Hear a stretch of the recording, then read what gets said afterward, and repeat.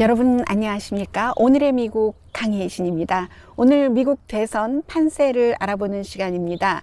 이제 지금부터의 그 대선 판세는 특별한 특이사항 아니면 특별한 변수가 없는 한은 바이든 후보의 승리 굳히기는 이미 시작이 됐고요.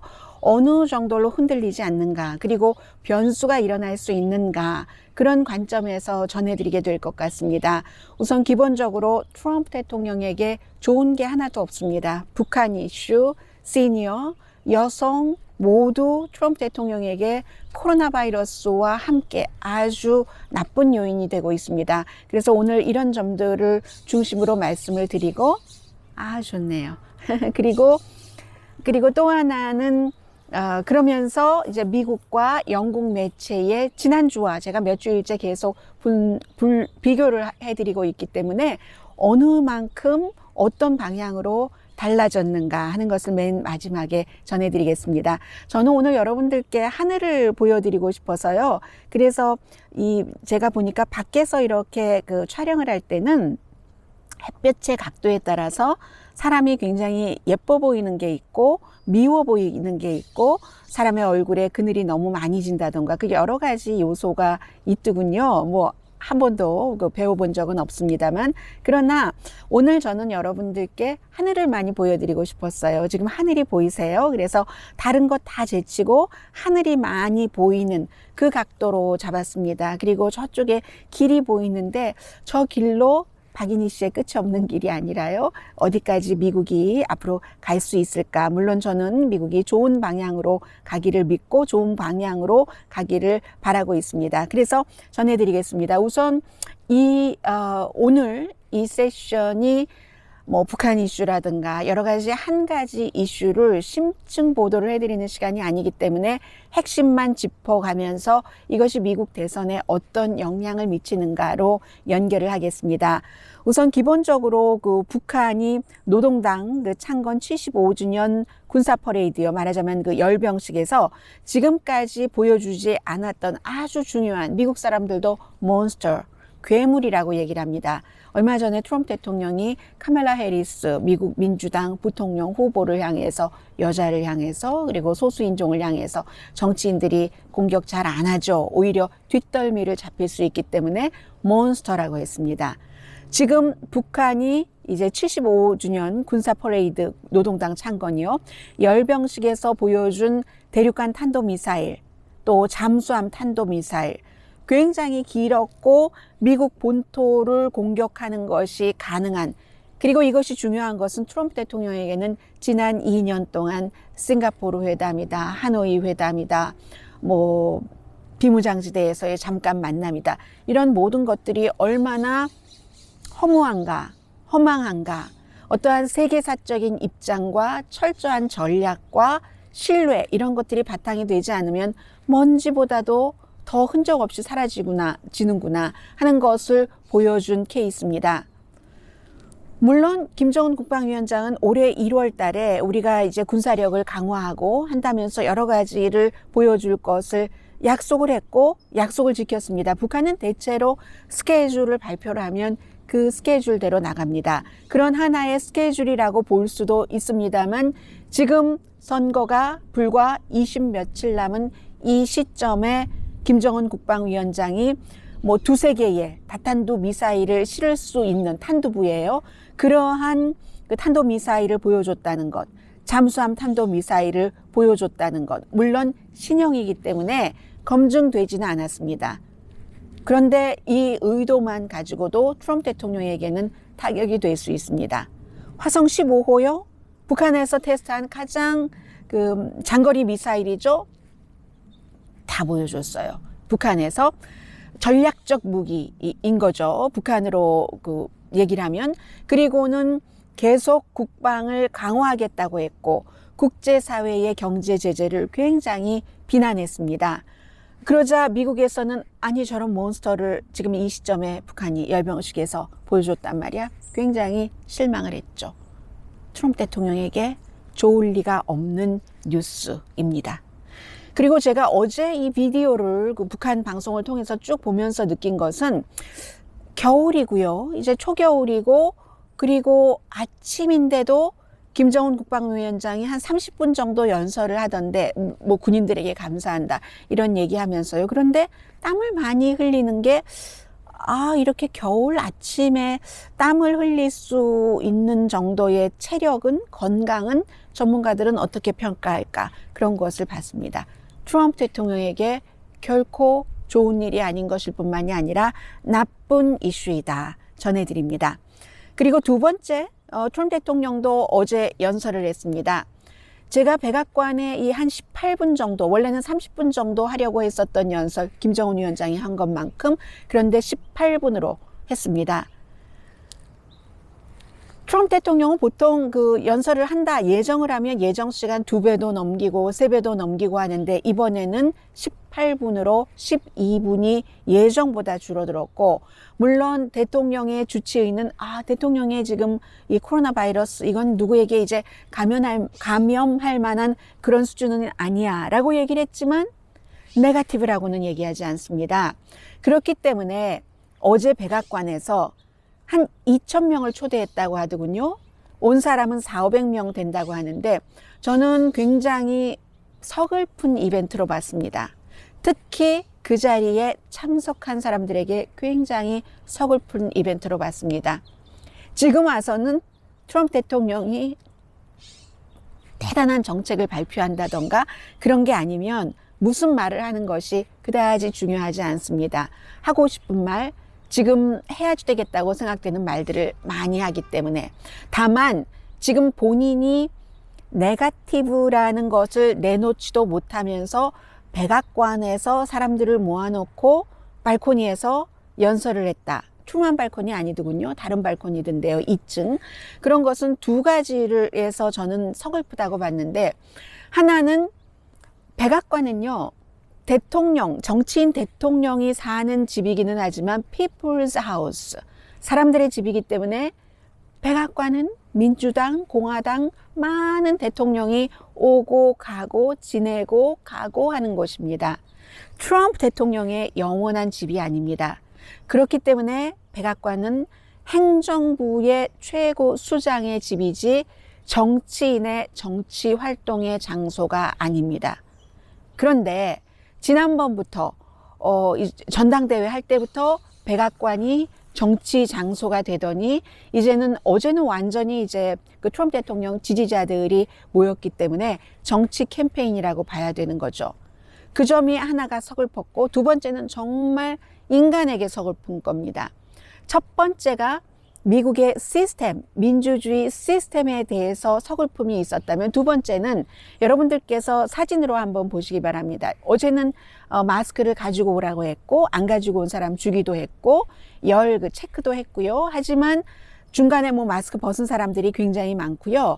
우선 보시면 대통령과 지지자들 사이에는 그 발코니에 있는 그 거리가요, 대통령과 아래층에 있는 사람들 사이가 많이 떨어졌죠. 네, 이렇게 모여서 한 400~500명 정도 모였다고 하는데, 사진을 보시면요, 여러분들께서 똑같은 옷을 입고 있네 라고 생각을 하실 겁니다. 이 똑같은 옷을 입는 데는 이유가 있습니다. 결국은 어떻게 말씀드리면 동원된 인원이라고도 볼 수 있는 건데요. 대통령의 지지자들 맞고, 그리고 본인들이 원해서 간 건 맞는데, 특히 이 가운데서 캔데스 오웬즈라는 31살의 흑인 여성이 있습니다.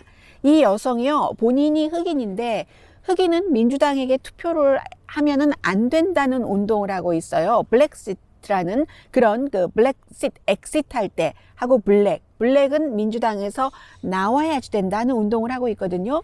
이 여성이 뭐 글도 쓰고 TV에도 나오고 합니다. 커멘테이터로도 활동하고, 본인이 워싱턴에서 어제 어떤 이벤트를 한 겁니다. 블랙은 민주당을 찍으면 안 돼 하고, 그 이벤트 한 사람들이 ABC 방송의 보도에 따르면 그 비용 같은 것도 전부 주고요. 이 그 캔데스 오웬이라는 여성이, 글쎄요, 얼마나 부자인지는 모르겠습니다만은 어쨌든 비용도 상당 부분을 이 여성이 되고, 대신 자신들 블랙시트라는 이 운동의 셔츠를 입어라.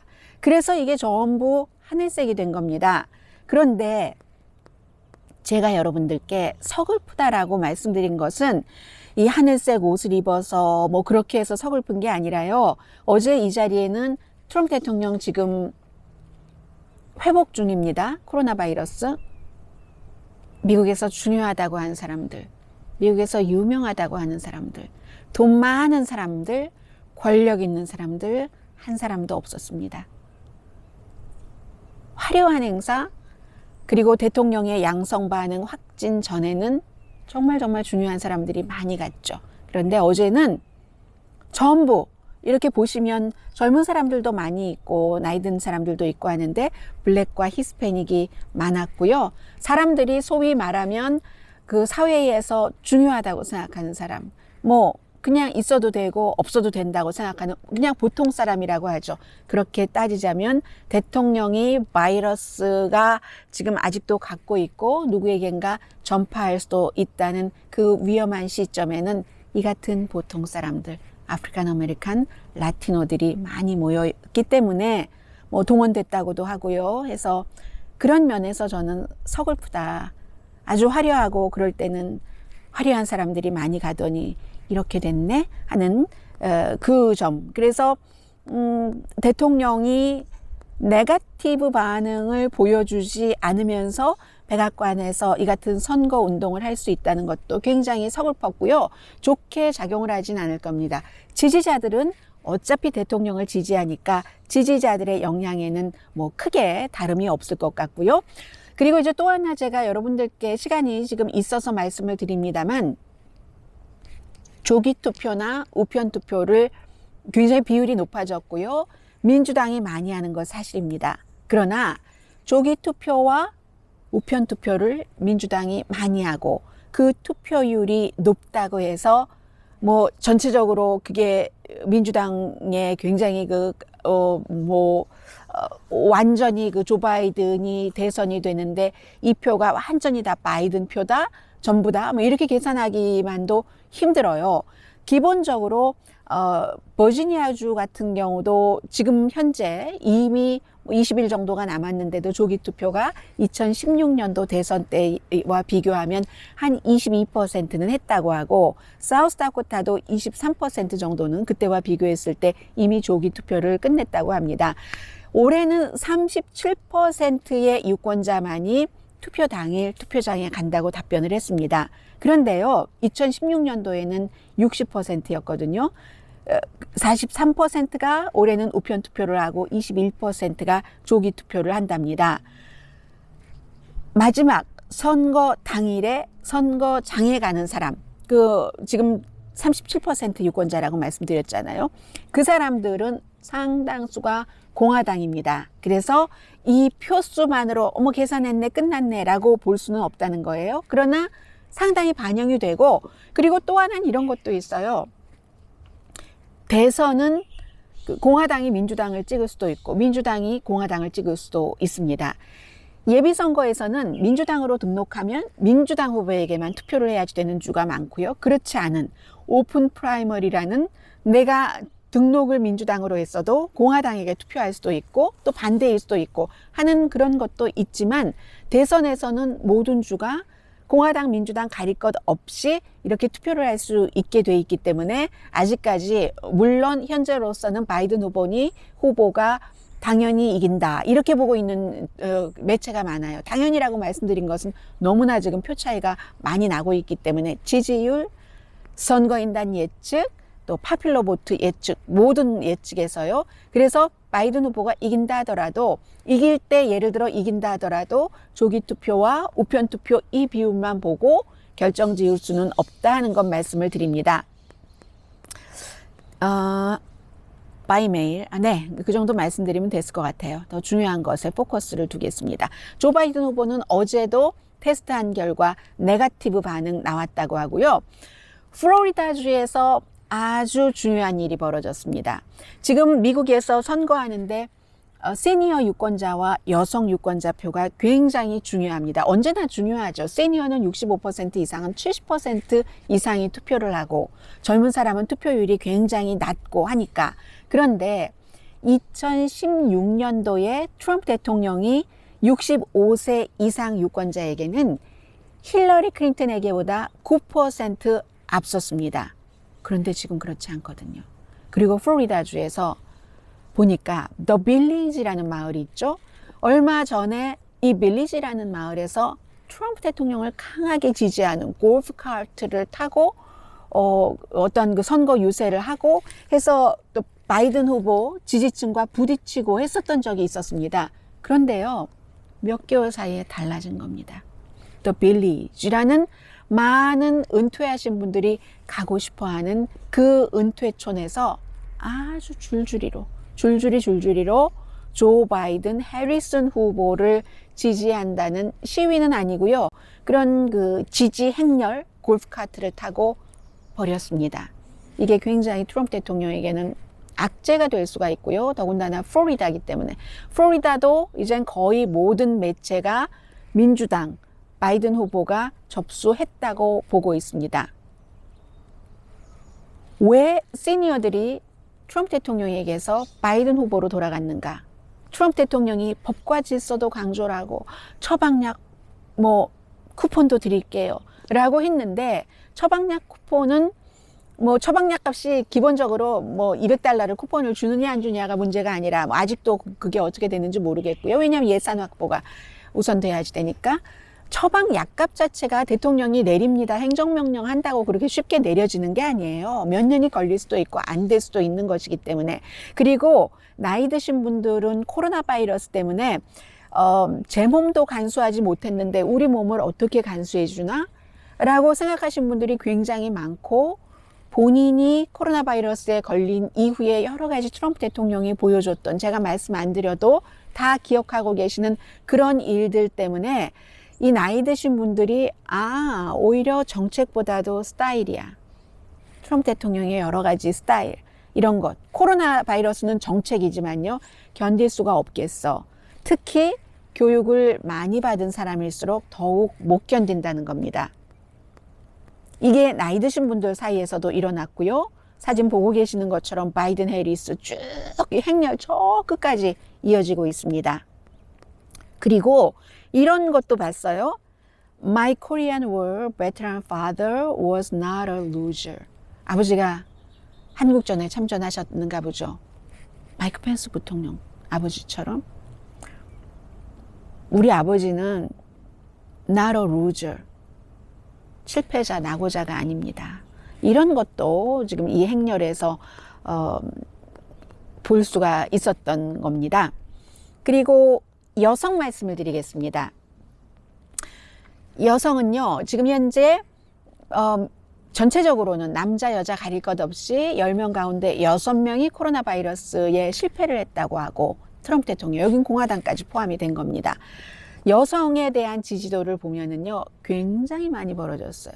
여성과 남성 59% 대 36%, 23%포인트 바이든 후보가 앞서갑니다. 남자와 남자 사이는 지금 별로 차이가 없어요. 48% 대 48%, ABC가 오늘 발표한 내용입니다. 그렇기 때문에 지금부터 이번 대선 판세를 말씀드리겠습니다. 랜드슬라이드로 이긴다는, 이게 얼마 전까지는 dreaming of landslide, dreaming of a landslide 였다면, 지금은 그 랜드슬라이드로 정말 큰 표 차이의 승리로 가고 있는 겁니다. 상원도 다시 이 사우스캐롤라이나주의 린지 그레이엄, 어제 다르고 오늘 다르고 많이 흔들려요. 그렇게 되면 사우스코리아는 정말 의미가 있는 곳이거든요. 거기에 노예였는데 린지 그레이엄은 백인이고 지금 민주당 도전자는 흑인인데 너무 돈을 많이 모았어요. 지금 새로 돈 모은 것 보더라도 많이 모았고 흑인입니다. 그 노예가 그렇게 강했고 했었던 사우스캐롤라이나의 상원 의원이 2명이다. 그렇게 되는 경우 아프리칸 아메리칸이 된다는 것에서 큰 의미가 있겠고요. 그래서 상원이 어떻게 되느냐에 아마 다음 주부터는 더 포커스를 둘지 모르겠습니다. 기본적으로 바이든 후보가 많게는 선거인단 538표 가운데서 400표 이상으로 이길 것이다 라고 보는 매체들도 있었습니다. 기본적인 이유는 처음엔 모르고 트럼프 대통령을 뽑은 사람들도 많고 그 이해할 만하죠. 힐러리 클린턴이 싫어서.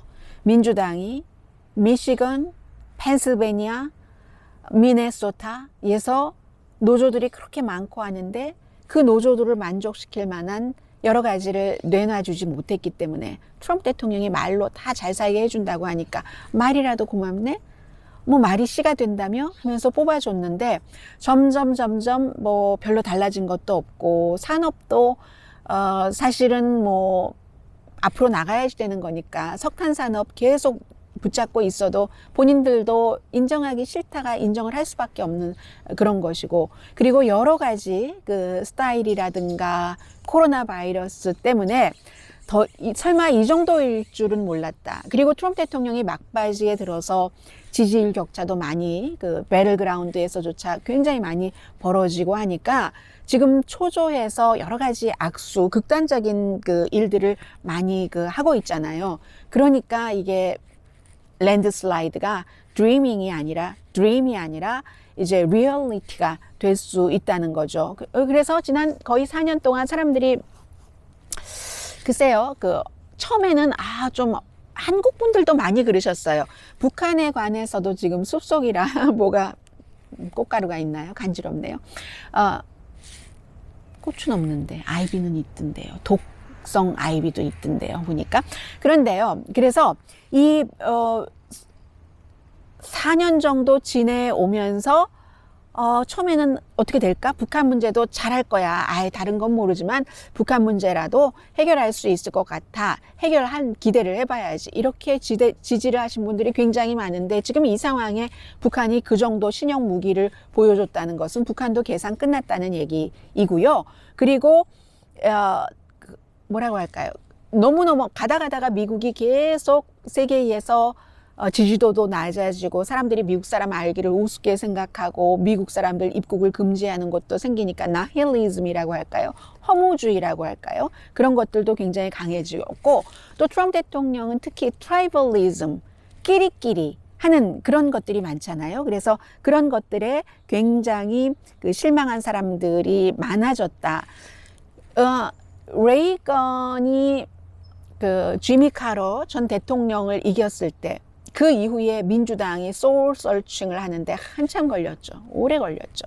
그리고 나서 아버지 부시가 시골 촌뜨기 본인이 그렇게 얘기를 했던 빌 클린턴에게 졌을 때 그때는 조금 달라요. 공화당이 졌지만 공화당은 그 뒤에 뉴트 깅그리치 같은 사람이 나와서 가족의 가치 이런 것을 얘기하면서 의회는 장악을 했잖아요. 그런데 민주당은 그런 어려움을 겪었었고 이번에 공화당은 처음에 트럼프 대통령을 도저히 인정하고 싶지 않고 하다가 저는 현실주의니까 뭐 다 가려우면 긁고 다 하겠어요. 그런데 공화당은 처음에는 트럼프 대통령을 경멸하다가 트럼프 대통령을 지지하는 사람들이 많이 있으니까 그런 사람들을 본인들의 유권자이기 때문에 특히 이제 시골이 지역구인 많은 사람들 같은 경우는요. 그래서 할 수 없이 트럼프 대통령을 지지를 하다가 어떻게 빠져나올 수 없게 됐고 이제 와서야 트럼프 대통령과 거리두기를 하는 거예요. 이제 와서야. 그래서 여기에 대한 심판을 받을 수 있는 정치인들도 분명히 있겠다. 공화당은 아버지 부시가 빌 클린턴에게 졌지만 공화당에 뭐 어떤 사람은 뉴트 깅그리치 그 당시 하원 의장이었으니까요. 너무 강했다라고 얘기를 하지만 어쨌든 공화당의 색깔을 유지했죠. 지금은 공화당이 오죽하면 공화당에서 나는 공화당이지만 공화당 트럼프를 지지할 수가 없습니다 하는 운동, 트럼프 대통령을 떨어뜨리기 위한 운동이 일어나겠어요. 공화당은 이번에 선거가 끝나고 나서도 한참 동안을 우리 공화당 원래의 색깔을 찾는 소울 서칭을 오래 하게 될 겁니다. 이미 상당 부분이 트럼프 대통령으로 바뀌었기 때문에 이런 것 때문에 랜드슬라이드로 지금 이기고 더군다나 바이든 후보 자체가 극단적인 사람이 아니잖아요. 조금 중도적이고 중도적인 것을 강조를 하기 때문에 이번엔 분명히 랜드슬라이드라는 겁니다. 미시건, 위스콘신, 펜실베니아에서 2016년도에 트럼프 대통령이 이기지 않았다면 대통령이 될 수 없었습니다. 지금 미시건, 위스콘신, 펜실베니아 다 트럼프 대통령이 큰 표 차이로 지고 있고 배틀그라운드에서, 그리고 심지어는 애리조나, 아이오와 오하이오에서도 지금 지는 것으로 나오고 있거든요. 위스콘신에서 트럼프 대통령이 300만 명 가운데서 2만 3천 표 차이로 이겼는데, 위스콘신이라는 데가 월터 먼데일 이후에는 힐러리가 질 때까지 진 적이 민주당이 없었던 곳이었거든요. 그런데 어쨌든 그 작은 표 차이로 트럼프 대통령이 이겼었는데, 지금은 너무나 큰 표 차이로 지고 있기 때문에 어떻게 해볼 수가 없는 거죠. 펜실베니아요, 마찬가지예요. 펜실베니아도 공화당인데도 교육을 받은 공화당 유권자, 그러니까 전문직 종사자가 되겠죠. 이런 사람들은 대통령의 스타일을 절대로 용납하지를 못한다는 겁니다. 그리고 지금 오하이오주에서는 지난번에 트럼프 대통령이 8포인트 차이, 제법 큰 퍼센테이지죠. 이 정도면 되면, 마지막이 8%면은 그 차이로 이겼는데 지금 오하이오에서 지고 있다는 것 아니에요. 30일 남겨놓고 오하이오가 어렵다면은 이것은 게임이 끝났다고 본다는 겁니다. 2주일 사이에 더 많은 변화가 있었고요. 진보다 보수다를 넘어서 코로나 바이러스는 그 대통령에 대한 평가를 같이 하니까, 그러니까 이제 그런 면이 될 수 있습니다. Real Clear Politics의 지금 여러 가지를 보겠습니다. 이제 대통령 지지도는 웬만하면 말씀 안 드리겠어요. 그래서 보면은 격전지만 봅니다. 첫 번째, 두 번째, 세 번째 배틀그라운드만 보면은 노스캐롤라이나, 플로리다, 펜실베니아, 위스콘신, 애리조나에서 전부 바이든 후보가, 작게는 조지아에서도 이긴다고 나와요. 이것은 조지아가 이기기는 참 힘들 것이라고 아직까지는 보고 있는데, 조지아만 트럼프 대통령이 이기는데 0.4%, 0.4%입니다. 그리고 다른 곳은요, 제일 작은 곳이 노스캐롤라이나에서 바이든 후보가 1.4%인데 제일 많이 이기는 곳이 펜실베니아거든요. 펜실베니아가 선거인단 표도 많고요. 7.1%로 이기고, 위스콘신도 5.5%.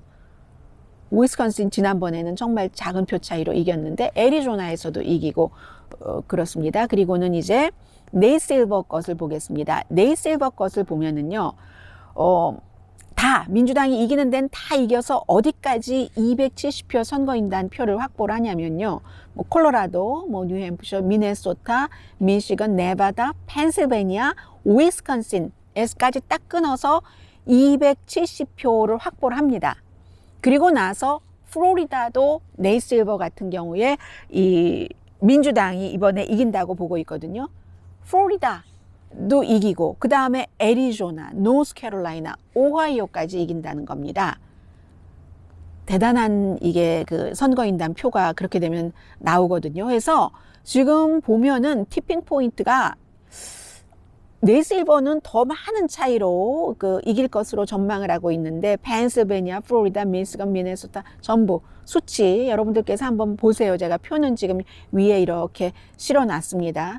텍사스, 트럼프 대통령이 이기는 곳은 조지아에서 한 2.0%, 텍사스에서 1.1%, 빨간 게 트럼프 대통령이 이긴다는 것이고, 이게 전부 지금 격전지로 분리가 됐었는데, 이제는 이미 이런 곳이 이제 격전지도 아니게 됐죠. 그래서 지난주가 10월 4일이었었죠. 제가 여러분들께 이 네이실버의 그 예측은 그 당시에는 당선될 가능성입니다. 81% 대 19%. 당연히 바이든 후보가 81%인데요. 오늘은 일주일 사이에 더 많이 벌어졌습니다. 5%포인트나 차이가 나서 86%대 14%. 선거인단은 트럼프 대통령이 203, 바이든 후보가 335. 네이실버는 이렇게 지난주에는 봤는데, 이번 주에는 그게 더 늘어나서 345대 193. 이미 트럼프 대통령은 선거인단 표를 193표, 100대로 내려갔어요. 네이 실버가 보수적으로 계산을 하는데도 그렇습니다. 그래서 전체적인 그 득표율은 53.5% 대 45.3%가 되지 않을까. 이 대선에서 마지막에 이 정도, 뭐 어느 정도가 되는 건가요? 그렇게 되면은 8% 정도, 8.2% 정도 차이가 나는 굉장히 큰, 마지막에 가면 이 정도로 차이 나지 않거든요. 이게 네이 실버고, 항상 영국의 이코노미스트가 미국의 네이 실버보다 더 큰 격차로 조 바이든 후보가 이길 것을 예상을 하고 있습니다. 지난주에는요, 89% 대 11% 두 사람의 승리 가능성을 그렇게 봤습니다. 그런데 이번 주에는